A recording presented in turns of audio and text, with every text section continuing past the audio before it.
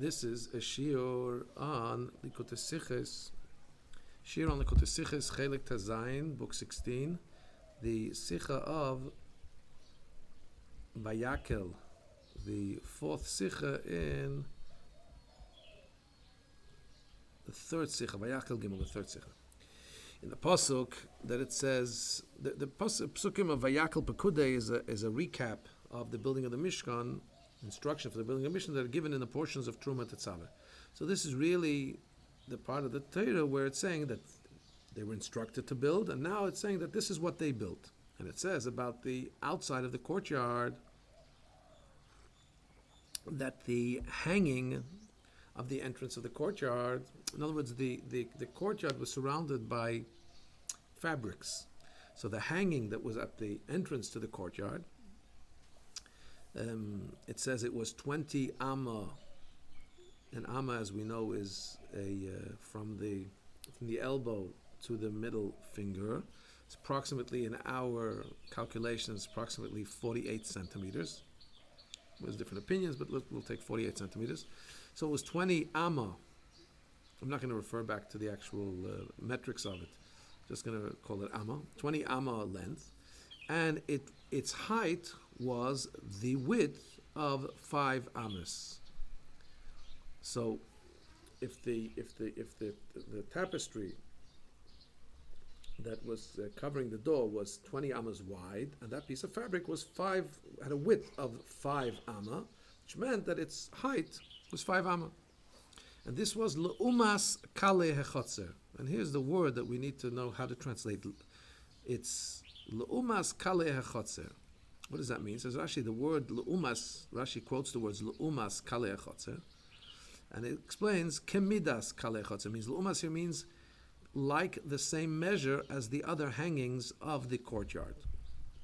So in other words, what that would be telling us is if the rest of the courtyard was 5 ammas high, then the entranceway also had a tapestry, had a fabric hanging, closing the entrance, and it too had the same height, 5 ammas, just like the rest of the hangings, the rest of the coverings of the courtyard of the Mishkan. So Mefarshim explained that Rashi, why does Rashi comment here? He's coming to explain the word leumas here is a little bit tricky. It's not like it means elsewhere. Opposite, you may be familiar with the word zeh leumas zeh. Hashem does this, opposite this. We have good, and opposite that we have bad, right? That's the struggle. You see it in Tanya. He says here the word leumas doesn't mean against, but here the umas, here leumas means the same. He's saying here it means consistent with, the same measure as the rest of the courtyard. The doorway had the same covering, the same height as the rest of the courtyard. And we have to understand, if that's what Rashi is coming to do, just to explain the word, to translate the word leumas, so why does he bring in his heading also the words kale hechotzer, the hangings of the courtyard? He just said leumas. Leumas here means according to or consistent with the rest of the courtyard. So, number 2, base. Also, we don't understand. In Chumash, there's other places where the word leumas doesn't necessarily mean opposite or corresponding or against. For example, in Parshas Tetzaveh, there's a word leumas machbartoi. When it comes to describing the anatomy of the animal which was brought up to the Mizbeach, which part it says that this tail was leumas he'otze. And Rashi explains in those places, near, leumas can mean higher than. Right? Samuch, near, or lamaila, it's leumas, higher than. So in this case, the word leumas could have meant higher than the rest of the hangings of the chutzah, that the doorway was higher. Rashi doesn't say that. Rashi says leumas means the same width. Now, why doesn't Rashi indeed translate leumas the same way he explains it elsewhere, that it's higher than? And if that would be the interpretation, then what the pasuk would be saying is that the width of the entranceway of the courtyard of the Mishkan had a tapestry hanging that was had a width of 5 ammas higher than the rest of the height of the hangings of the chutzah. Right? It could have meant that. Why doesn't it mean that? Why does he translate it leumas kemidas, that it's consistent with the same as the rest of the hangings, which elsewhere in the Torah leumas doesn't mean that. Moreover, it would be, we're going to argue a case now to say that really it would be more consistent with the translating the pasuk to say it means higher than, above. Why? Because if you say it means above the rest of the height of the hangings of the courtyard, so now we'll understand why this pasuk is so important, and why it's important to contrast it with the rest of the hangings of the courtyard, because it's saying it's 5 amas above the courtyard. But if you say it's just according the same, consistent with the same height as the courtyard, so if so, l'umas kalei chotze in the pasuk, not just why does Rashi bring it, but in the pasuk itself, why does it say that? It should just say the height. We already said elsewhere, earlier on in Parshas Truma, that the height was 5 amas. Okay, we say here that the entrance is 5 amas. Okay, why do we have to say? And that is consistent with the hangings of the rest of the chutzah. Go back to Truma, you'll see that the chutzah was 5 amas high. If it says here that the doorway is 5, it has a partition of 5 amas, tapestry of 5 amas, so just say that. Why say that is consistent with the rest of the chutzah? Gimel. The kasha is more strong according to an earlier Rashi. Now listen to this. As the saying goes, the plot thickens, as to argue why Rashi seemingly should have said that we're talking here. The pasuk is telling us that the doorway partition was 5 amas higher than the rest of the hangings of the courtyard. Why? There's a machlekes about between Rabbi Yehuda and Rabbi Yosef. How high was the mizbeach? Rabbi Yehuda says the mizbeach, when it says it was 3 amas, the Torah says how high. Rabbi Yehuda says when it says it was 3 amas height, that's literal. Rabbi Yosef says no, that's not literal, and he learns this from Gzeira Shava, where from the mizbeach hapnimi, where the word ravua is used. I'm not going to go into that, but anyway, he learns out that the same way the mizbeach hapnimi, the inside mizbeach, which is also known as mizbeach hakteres, the mizbeach upon which the incense is offered, same way that its height was twice its length. Similarly, too, our mizbeach, the outside mizbeach, is really twice its length, and therefore the height of the mizbeach is 10 amas. And so why does it say 3 amas? That just means from halfway, from the soivev and upwards, from halfway up the mizbeach. But really it's 10 amas high. And the Gemara that brings Rabbi Yehuda contests Rabbi Yosef's opinion. He says, what are you saying? If you're saying that it's 10 amas high, that means, are you trying to say possibly a kohen would be on the mizbeach and he has the service that he's bringing to Hashem in his hand and everybody can just see him from the outside? Because if the mizbeach is 10 amas, so it's higher. We said how high is the partition of the courtyard? 5 amas. So that means he's going to be like a public spectacle. He's standing on the mizbeach and everybody sees him bringing the karbanis. For the Gemara doesn't explain why that would be a problem, and we'll refer back to this later. But it seems that b'pashtos, it's understood that something as intimate as bringing a carbon on the mizbeach, where the kohen is bringing something to Hashem, should be in a more discreet way. It shouldn't be just out there for the public. So could it be that the partition of the outside perimeter of the Mishkan was 5 amas, and that means that everybody could see the kohen bringing the carbon? So Rabbi Yosef Taka says, no. You know what? I got news for you.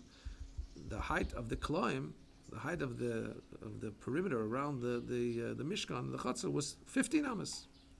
So it was higher, 5 amas higher than the height of the Mizbeach. So you had that discreetness. The Gemara in Erevin says that the amount there, the Gemara in Erevin is talking about what constitutes, when you have a wall around something, is it considered walled? If there's a breach in the wall, to what extent is a breach considered a door? A door is an entrance in and out. It's not a breach. To what extent is a door a door? Without going into the details there, I didn't look them up. But the general context is discussing, the Gemara in Erevin is talking about a door. So the Rabbanan hold that a door is up to 20 amas high with 10 amas width. So the Gemara asks, one second, why don't we learn from the doorway of the shar, of the entranceway to the chutzner, to the courtyard of the Mishkan? Just like there it was 5 height, right? 20 width. So why don't we also say here that a door is up to 20 amas width? And the Gemara says, in the second answer, according to the way Tosfos learns it, that the 15 amas of the courtyard of the Mishkan, that was 15 amas. when the Torah, as Rabbi Yosef said, because you can't have somebody offering up the korban and the kohen being fully visible, and that's 10 amasai according to Rabbi Yosef. So the hangings were 15 amasai. The Torah now says that for the entranceway, right, it was 5 amas width. That means 5 amas on top of what the usual hangings of the courtyard. The rest of the courtyard was 15 amas high. This had a partition 5 amas more. And Taisus explained that that's what the Gemara was asking. The Gemara was saying, why are you saying, Chachamim, that the entranceway is 20, right? And why are you saying? I lost my place here. 1 second. Why are you saying that the entranceway is only 5 amas? Why are you asking? What did we say the Gemara asked? That the Gemara was asking that it should be 20 width. We see it was in the Mishkan, it was only 10 width. No, the Taisus is, according to this asking, the Gemara is asking that you see from the Chotzer that the Pesach was only 5 amas. And the Gemara is answering, no, it wasn't 5 amas. It was first of all 15, and it was, when it says 5 amas, it means 5 on top of the 15. No, according to Rabbi Yosef, we know that the courtyard was 15 high, tall. But the Gemara challenges, but we see that the Torah speaks about the entranceway being 5. So the answer the Gemara gives, according to this way Taisus learns, is no, that the entranceway wasn't 5 from the ground. It was 5 on top of the 15 height of the rest of the climb. So if so, it was really 20 amas high. So it comes out. Anyway, without going into all the details there, what we derive from this is very clear, that according to the way the Taisus learns, Rabbi Yosef, when it says l'umas kalei achotzer, that the entranceway partition was 5 amas, l'umas, the rest of the hangings of the chotzer, it means it was on top of. Now, why doesn't Rashi learn that way? So if you say, well, Rashi obviously doesn't hold that the Mizbeach was only 10 amas. Was 10 amas. It was 3 amas, so then he won't hold. Right? How did we get to saying that the hangings of the chotzer, the partitions of the chotzer were 15? Because we have Rabbi Yosef who says the Mizbeach was 10. How could you possibly bring a korban with everybody seeing? What does Rashi hold about that machlekes, about the Mizbeach? Well, we see earlier, says the Rebbe in Pashas Truma, that Rashi brings both opinions about the Mizbeach. It brings the opinion of Yehuda and Rabbi Yosef. So if so, when he says here about the height of the chotzer, he should have also brought, if he also has already told us his opinion that Rabbi Yosef says the Mizbeach was 10 high, that means that what follows from that seems to be that you don't want the Mizbeach to be wide open to everybody to see. What follows from that is that the height, like the Gemara says, Rabbi Yosef says the height of the kloim was 15. So why doesn't he also give this opinion here, say that the 5 we're talking about, the partition, the entranceway, was on top of the standard 15 that was for the rest of the courtyard? And Rashi's already brought the opinion of Rabbi Yosef that says the Mizbeach was 10. So why not say that that's what the pasuk means here?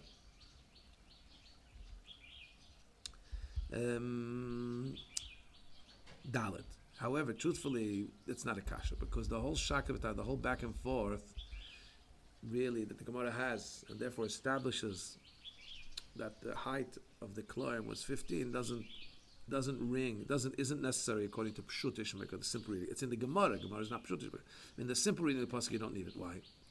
In the end of Parshas Truma, it says very clearly that the length of the chutzah was such and such, and its height was 5 amas.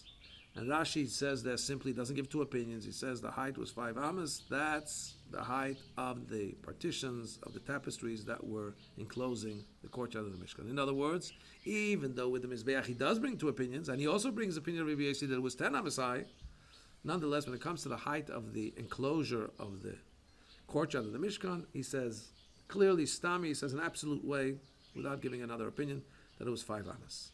So we have to say that according to Pshat, even if you want to say that the Mizbeach was 10 amas, because he does bring that machlekes Rashi, so that means in Pshat you could say the Mizbeach was 10 amas, but that doesn't have any implication on the height of the enclosure of the courtyard.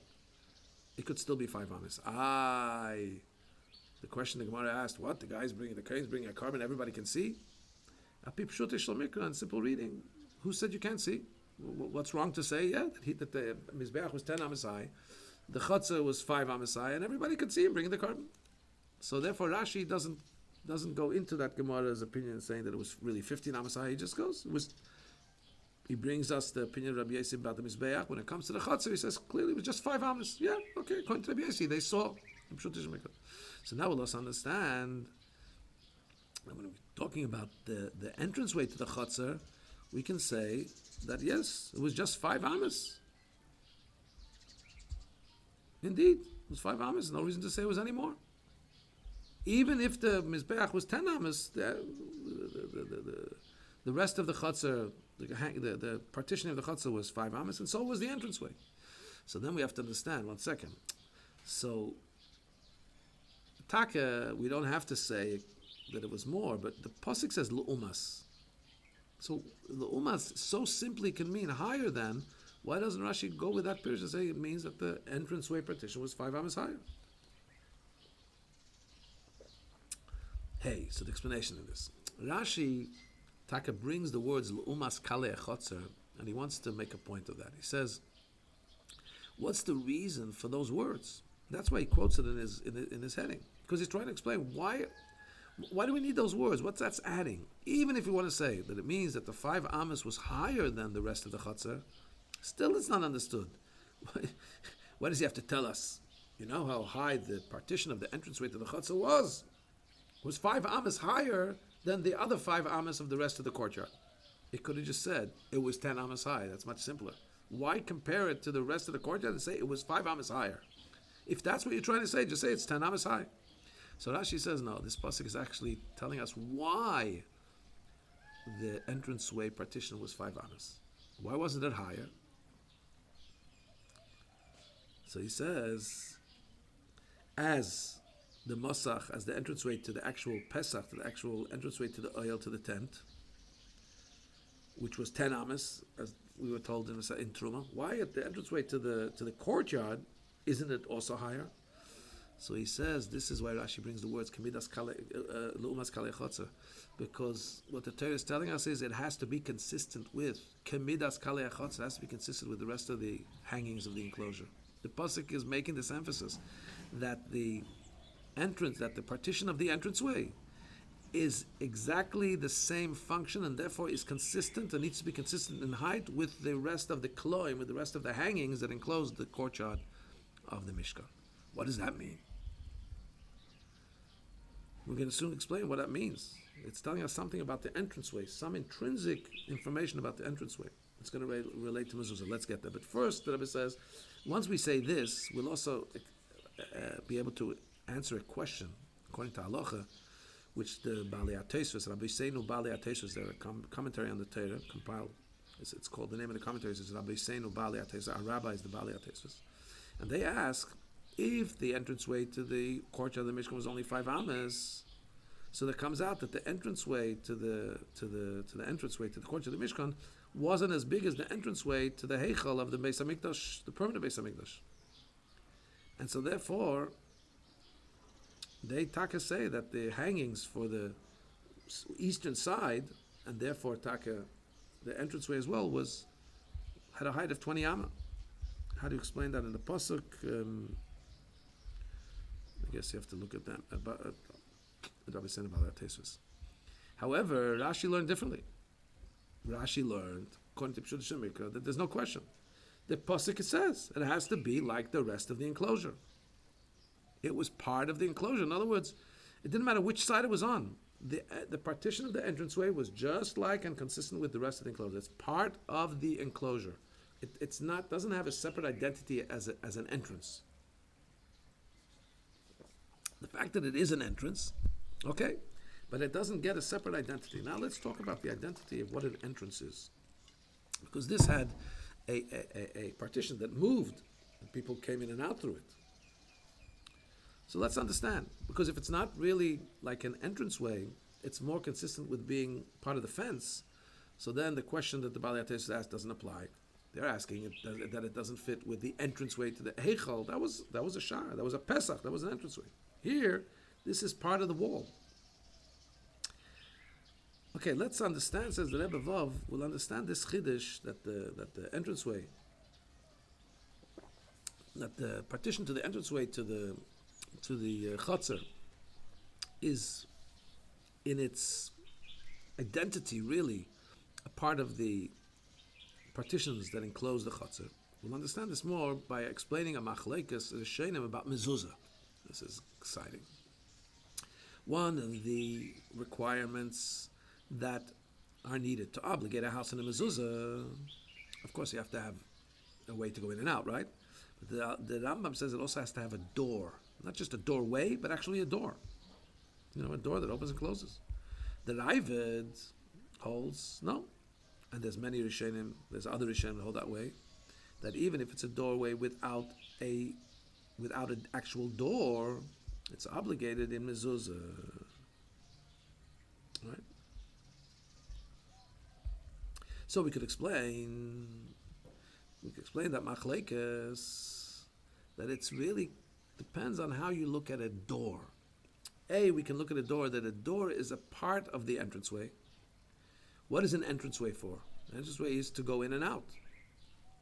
That's why we're putting up a mezuzah. And a doorway is what makes an entranceway really a functional entranceway. You open it, you close it. It's critical part of the entranceway. Or you could look, based, and a separate thing. A doorway is just to close. If you didn't have a doorway, you wouldn't be able to. It would just be it would always be open. The doorway gives you the ability to close, but it's not an integral part of the door. The Rebbe says, in other words. In other words, in 127, without it, if the doorway is an integral part, that means it's called an entranceway without a doorway. But to be called a doorway, a Pesach, requires a door. Or in other languages, to make the entrance and exit of the house is a part of the house. It's to go in and out. If you don't have a door, an actual door, it's not really functional as part of the house. It's like a break in the wall. It's like a breach. It's the opposite of the wall of the house. It's a breach, but it's not actually part of the house. The house is walls and entrance and exit. But it only becomes part of the house when there's a doorway. If there's no door, so it's actually the breach in the wall is contrary to the concept of the house. The house is a place of living, and this breach makes it vulnerable. So the Rambam says if it doesn't have a door, you don't have to put up a mezuzah. Other Rishonim say, the Rabbi says, you still have to do it. So that's the question. What is the door? Is the door actually intrinsic to creating this as being an entranceway? Or is the door just as a function of, we don't want it to be breached, so the door is like the wall. It closes it when it needs to be closed. What's the difference in din? When we talk about mezuzah, if you say that the door is part of the entranceway to open and to close, and this is what makes an entranceway, a doorway, and a functional part of the house, so mistama, the obligation, the mezuzah makes sense to say the obligation of mezuzah is connected with coming in and going out. It says we put on the mezuzah, right? The way we go in. So then it's only when there's a regular doorway, which includes a door. Because now the door gives you an ability to come into the house. Now, this is a functional part of the house. But if you want to say that the door is just to make sure that the house is not vulnerable, so it doesn't make any sense to say that the doorway is only going to be applicable to mezuzah when you have a door. The door is just a technical thing. You don't want it to be open, so you have a door. It's like a wall. So it depends how much functionality, how much intrinsic value you put on the door, how you see the door.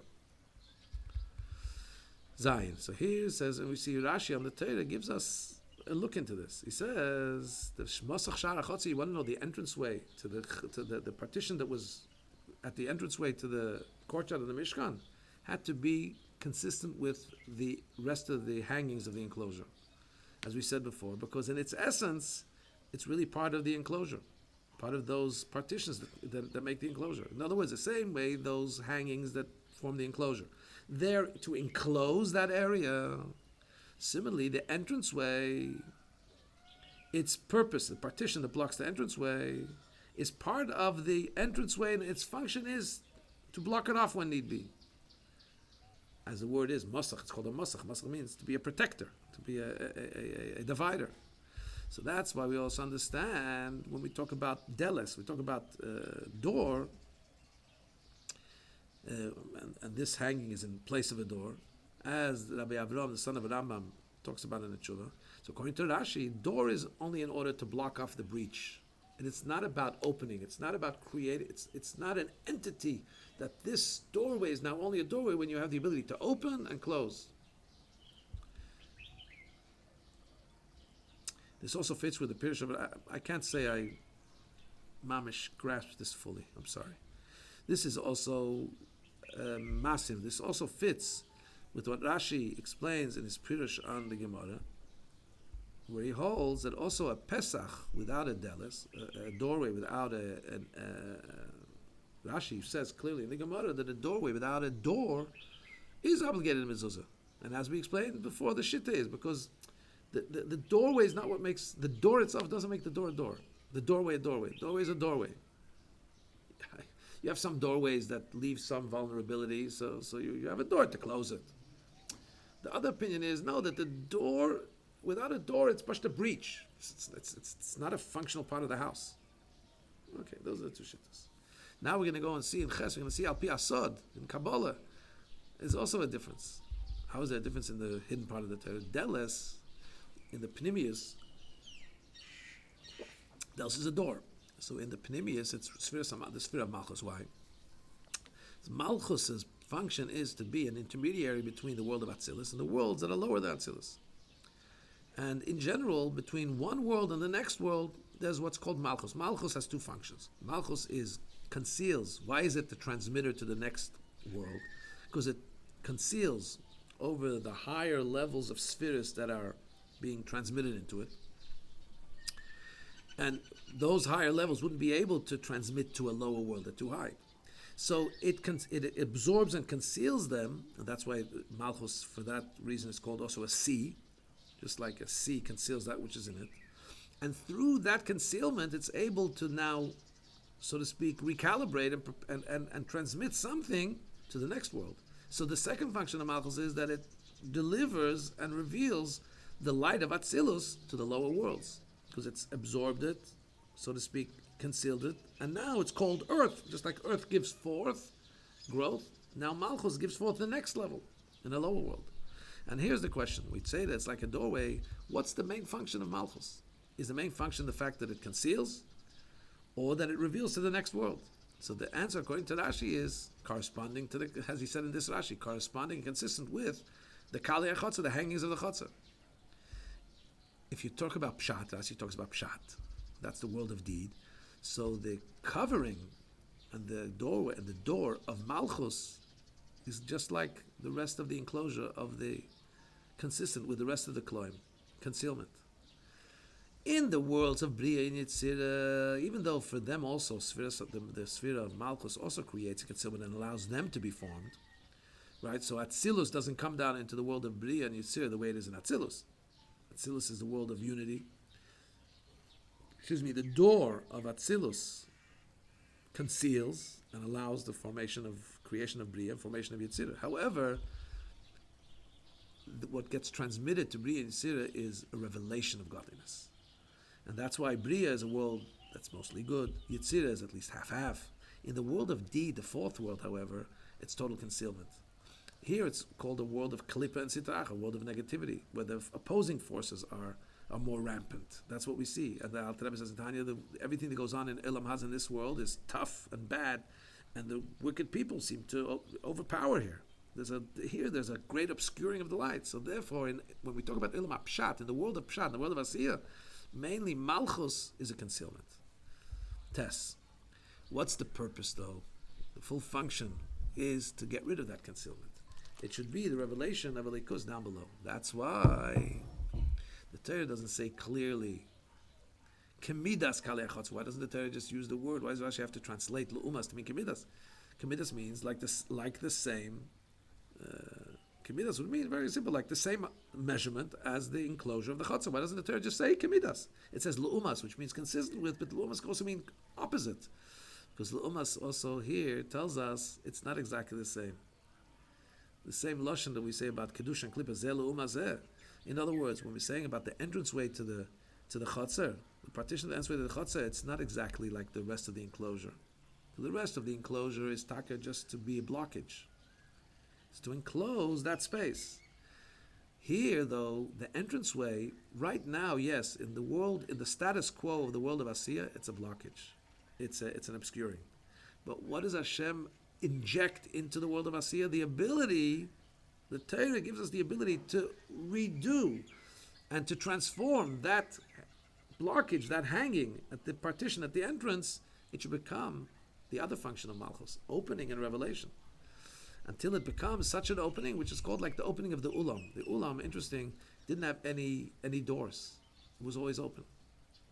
So that's what it'll give you a deeper understanding when we say, the Chazal tell us, Hashem says, open me up like a pinprick. You just like a prick of a needle.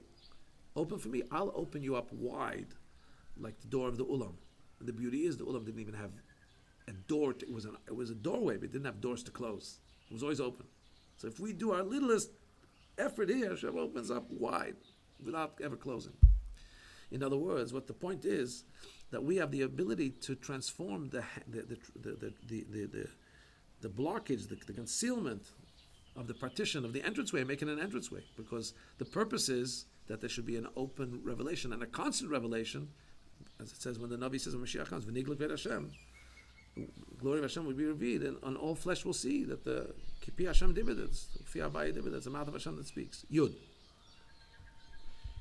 And the Rebbe ends off here. Here we see again the wondrousness of Pirush Rashi on the Torah, from a small Pirush of Rashi, which at first glance seems a very simple translation. We can take not just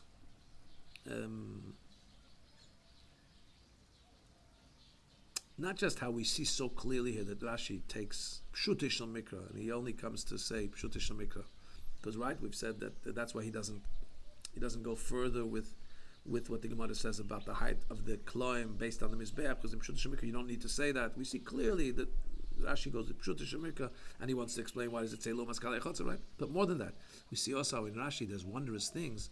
Sai about halacha, we said this is relevant to the Pshita of Rashi about mezuzah, right? And also, and that fits, it's consistent with Rashi the way he says in the Shas that a doorway is not required, that door is not required for mezuzah, because the concept of door is to stop. The doorway is not about, right? And also we see how it fits with how this fits with Kabbalah Chassidus, like we explained it, relevant to Sfiras HaMalchus.